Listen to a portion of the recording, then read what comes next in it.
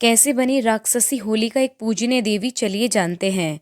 होली से पहले होलिका दहन करने की परंपरा है। होलिका दहन की कथा तो सब जानते हैं, लेकिन इस कथा में छिपी देवी की महिमा के बारे में आज हम आपको बताएंगे। भारत में होली के दिन मात्र रंगों से खेला नहीं जाता, बल्कि उससे एक दिन पहले होलिका दहन के रूप में होली भी पूजी जाती है।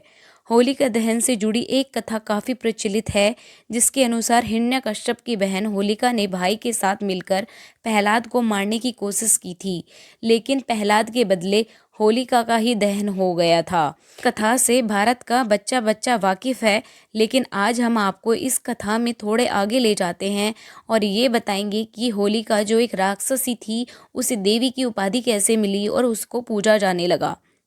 हिरण्यकश्यप नाम का राक्षस भगवान विष्णु से घृणा करता था, क्योंकि श्री हरि विष्णु के वाराह अवतार द्वारा उसके भाई का वध हुआ था। इसी कारण उसने तपस्या कर ब्रह्मा देव से दिव्य वरदान मांगा और अपने राज्य में विष्णु पूजा पर प्रतिबंध लगा दिया।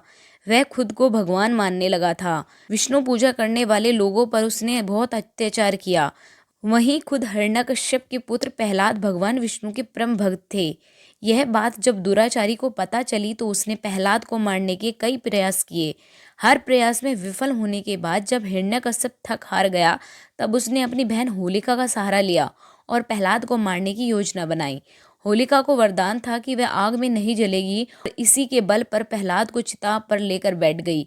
विष्णु भक्त की भक्ति रंग लाई और प्रहलाद अग्नि में सुरक्षित बाहर आ गए, पर हिरण्यकश्यप की बहन होलिका अग्नि में जलकर खाक हो गई। इसके बाद से ही होलिका दहन मनाने की परंपरा शुरू हुई।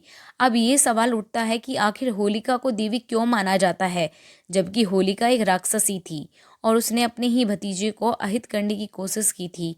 तो इसका उत्तर यह है कि होलिका एक देवी थी जो ऋषि द्वारा दिए गए श्राप को भुगत रही थी।